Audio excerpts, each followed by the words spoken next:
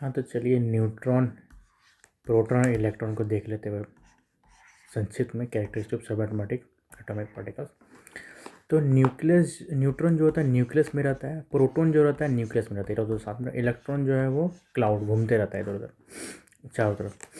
मास इसका 1 atomic mass, इसका value कितना होता है? न्यूट्रॉन 1 AMU का होता है, प्रोटॉन 1 AMU का, इलेक्ट्रॉन में 0 AMU। और न्यूट्रॉन चार्ज क्या होता है? 0, ठीक है। नोट चार्ज प्रोटॉन में +1 नेगेटिव और इलेक्ट्रॉन में नेगेटिव चार्ज होता है, ठीक है। मास के बाद रिलेटिव मास अगर देख लिया जाए, रिलेटिव मास तो प्रोटॉन का +1, इलेक्ट्रॉन का -1 और न्यूट्रॉन का 0, ठीक है। ये रिलेटिव मास होता है। इसके बाद मास AMU में देखा जाए तो 1, इसका 1 हो गया, इसका भी 1 हो गया, लेकिन इसका क्या हो गया? 0 हो गया। 0 हो गया क्यों? 0 क्यों होता है कि 5.45 × 10⁻⁻⁴, ठीक है। और अगर 5.45 × 10⁻⁻⁴ होता है, जो कि बहुत, ये लोग से एटॉमिक मास से बहुत कम है, ठीक है। चलो, तो मास ऑफ जो प्रोटॉन होता है और मास ऑफ जो न्यूट्रॉन होता है, ये लोग दोनों सेम होता है, लेकिन ये लोग दोनों हमेशा इलेक्ट्रॉन से बड़ा होता है, ठीक है, ज़्यादा होता है। मास ऑफ इलेक्ट्रॉन देखेंगे तो 9.1 × 10⁻31 और ये -27, तो ऑब्वियसली ये छोटा हो गया, ये बड़ा हो गया। इसके बाद चार्ज देखा जाए तो प्रोटॉन में 1.6 × 10⁻19 प्लस चार्ज होता है और इलेक्ट्रॉन में माइनस चार्ज होता है, ठीक है। और न्यूट्रॉन में नो चार्ज। एटॉमिक नंबर, जैसे फॉर एग्जांपल ये एटॉमिक नंबर C का 6 होता है, लेकिन एटॉमिक मास 12 होता है, ठीक है। ये केमिकल सिंबल है। अब जो मास जो होता है एटॉमिक मास, ठीक है, वो न्यूट्रॉन प्लस प्रोटॉन का होता है, ठीक है। और एटॉमिक नंबर जो होता है वो सिर्फ प्रोटॉन का होता है, it is number of proton, ठीक है। और प्रोटॉन इज इक्वल टू, जितना नंबर ऑफ प्रोटॉन होता है उतना नंबर ऑफ इलेक्ट्रॉन भी होता है, ठीक है। तो एटॉमिक नंबर को A से डिनोट करते हैं, सॉरी Z से डिनोट करते हैं, एटॉमिक नंबर Z से, एटॉमिक मास A से, ठीक है। अब AMU क्या होता है? ठीक है, AMU एटॉमिक मास यूनिट, ठीक है। तो एक AMU का जो वैल्यू होता है 1.67 × 10⁻27 kg होता है, ठीक है। तो अगर हम डायरेक्टली बताया जाए तो अगर 1 AMU होता है क्या? ऑब्वियस सिंपल सा डायरेक्ट ये हो गया, एटॉमिक मास जो है वो क्या होता है? AMU होता है, ठीक है। अब एटॉमिक मास होता है क्या है? न्यूट्रॉन प्लस प्रोटॉन, ठीक है, ओके। और अगर हम AMU निकालें पूरा एटॉमिक मास का, ठीक है, इस मास यूनिट, ठीक है, एटॉमिक मास यूनिट, ठीक है। एटॉमिक एटम्स, एक ये हो गया, एक एलिमेंट्स हो गया मास। तो इसमें क्या क्या रहता है? न्यूट्रॉन रहता है, प्रोटॉन रहता है और इलेक्ट्रॉन रहता है, ठीक है। तो न्यूट्रॉन कितना हो गया? 6, ठीक है। ये N+P, अगर P 6 है तो न्यूट्रॉन भी 6 हो गया, 6। और इलेक्ट्रॉन जो है क्या है इसमें क्या जाएगा?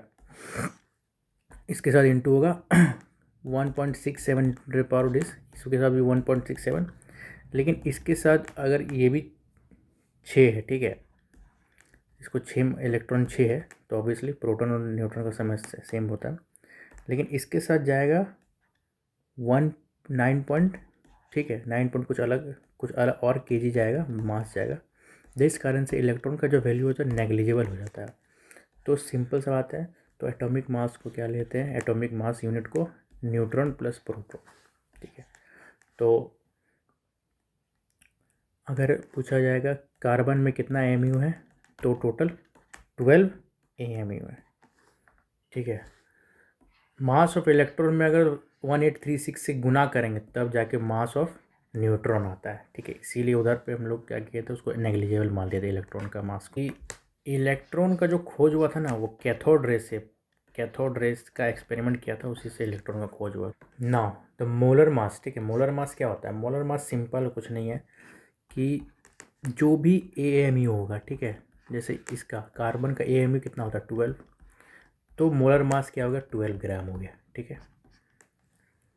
वैसे तो मोलर मास क्या हो गया कि मास ऑफ 1 मोल एटम, ठीक है, मोलर मास वही है, ओके। और 1 मोल बराबर होता है 6.023 इंटू 10⁻23 एवोगाड्रो नंबर, ठीक है। अब यहाँ पे जैसे ये क्या हो गया, ये N+P, इसलिए मास, इसका ही मास है, इसका ही मास है, दोनों सबको प्लस कर दिए, मोलर मास निकल गया। हाइड्रोजन में जो है ना न्यूट्रॉन प्रेजेंट नहीं रहता है, ठीक है।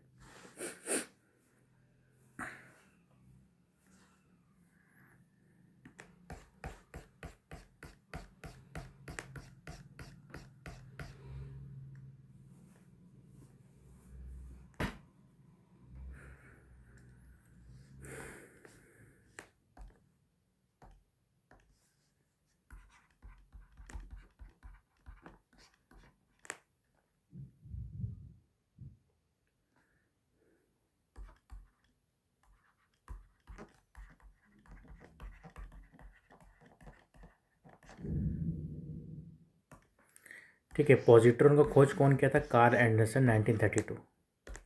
तो आइसोटॉप्स, आइसोबार, आइसोटोन्स क्या होता है, ठीक है।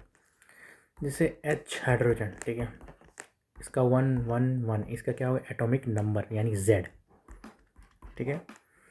तो एक Z, एक 1 होता है, एक 2 होता है और एक 3 होता है, ठीक है। इसको बोलते हैं प्रोटियम, ड्यूटेरियम और ट्राइटियम, ठीक है। आइसोटॉप्स क्या हो गया, Z बराबर हो, ठीक है। टॉप्स, टॉप से याद होना चाहिए, टॉप्स यानी टॉप ऊपर बराबर नहीं होना चाहिए, ऊपर बराबर नहीं होना चाहिए, नीचे बराबर टॉप से, ठीक है। Z बराबर होना चाहिए, A बराबर नहीं होना चाहिए, इसी को बोलते हैं आइसोटॉप्स, ठीक है। नेक्स्ट है आइसोबार्स। आइसोबार्स में क्या है कि एक बार सेट कर दिया 40 40 40, ठीक है, ऊपर का सारा सेम यानी कि atomic mass same, atomic number in Z यानी डिफरेंट, ठीक है। तो एटॉमिक मास सेम यानी कि न्यूट्रॉन प्लस प्रोटॉन, और न्यूट्रॉन प्लस प्रोटॉन सेम होना चाहिए, और न्यूट्रॉन प्रोटॉन अलग अलग होना चाहिए, ठीक है। तो इसमें क्या हो रहा है, न्यूट्रॉन, इसका न्यूट्रॉन कितना होगा 22, इसका न्यूट्रॉन कितना होगा 21, ठीक है। उसी तरह अगर सब का न्यूट्रॉन अगर सेम हो जाए तो उसको आइसोटोन्स बोलते हैं, ठीक है। जैसे एग्जांपल 14Si30 सिलिकन, फॉस्फोरस 31 15, इसका डिफरेंस 16, इसका भी डिफरेंस 16, यानी न्यूट्रॉन जो होता है सेम हो जाए, ठीक है। न्यूट्रॉन अगर सेम हो जाए तो आइसोटोन्स, चलो बोर-बरी स्कीम देख लेते हैं एक बार हम। तो बोर-बरी क्या किया था कि सेल को डिवाइड किया था, सेल बताया था ये KLMN सेल, फिर फर्दर डिवाइड सब सेल, फिर सब सेल के अंदर क्या था ऑर्बिटल, ठीक है, ओके। तो KLMN, ठीक है, ये सेल 28 1832 2n² का फॉर्मूला दिया था, ठीक है। और फिर एनर्जी लेवल भी इसमें था, ठीक है। ये फर्स्ट एनर्जी लेवल, यहाँ 2 जो है फर्स्ट एनर्जी लेवल है, second energy level, third energy level. तो एनर्जी लेवल जो है, ठीक है, जैसे जैसे ऊपर जाता है, जैसे जैसे ऊपर जाएगा तो एनर्जी क्या होगा बढ़ते जाएगा, ठीक है। सब सेल क्या होता है SPDF, ठीक है, उसके अंदर क्या रहता है ऑर्बिटल, ठीक है। S का ऑर्बिटल कैसा दिखता है ऐसा, ठीक है। और P का इन्फिनिटी टाइप, दो का D का 2 4 डॉट रहेगा, F जो है कॉम्प्लेक्स रहता है, ठीक है। ठीक है, तो ये आफबाउ प्रिंसिपल जो है इसी पे डिपेंड करता है, ठीक है। सबसे पहले क्या ले जाएगा 1s, ठीक है, 2s 2 2p6, ठीक है, 3s2, फिर इसके ऊपर पे जाएगा, फिर 3d, ठीक है, 3d10, फिर 3p6, ठीक है। ये आफबाउ प्रिंसिपल है। जैसे सेल है KLMN, ठीक है, उसका सब सेल क्या होगा S होगा, ठीक है, K का, और L का S और P, M का SPD, N का SPD और F, ठीक है। इसके बाद इसका ऑर्बिटल, ठीक है, ऑर्बिटल S होगा 1, P होगा 3, D होगा 5, F होगा 7।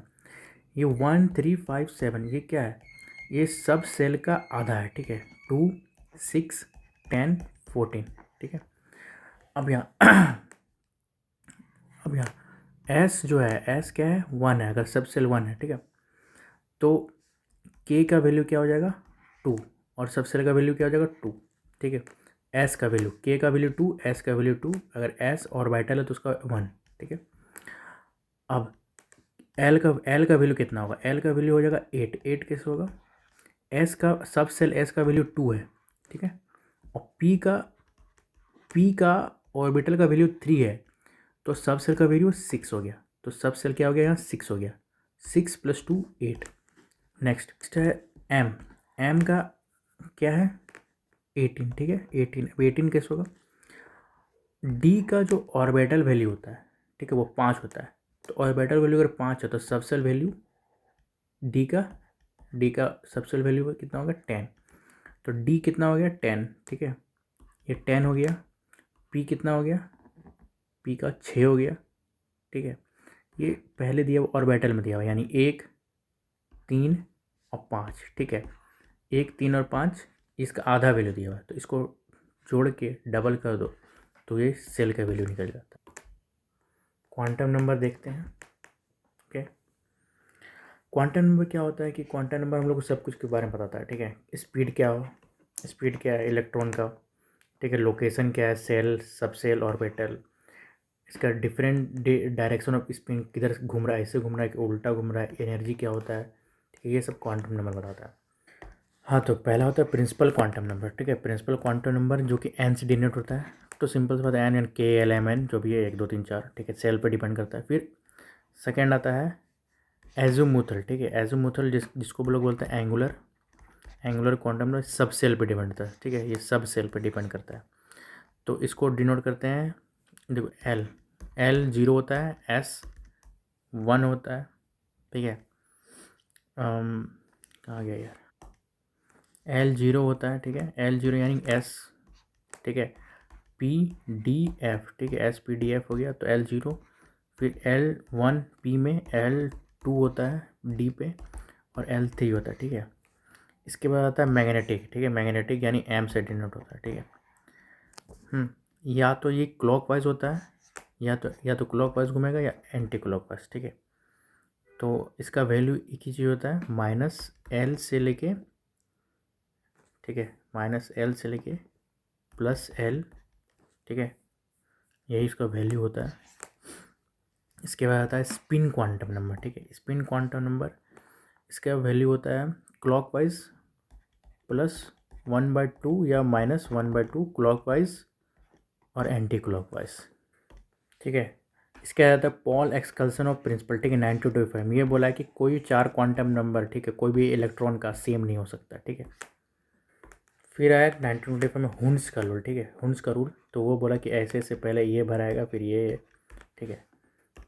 नेक्स्ट लिग्नार्ड्स फील्ड थ्योरी, खाली पढ़ लेना। क्रिस्टल फील्ड थ्योरी कब आया था, 1930 में, ठीक है, किसके द्वारा, हंस और हैज़ब्रूक के द्वारा, ठीक है, खत्म।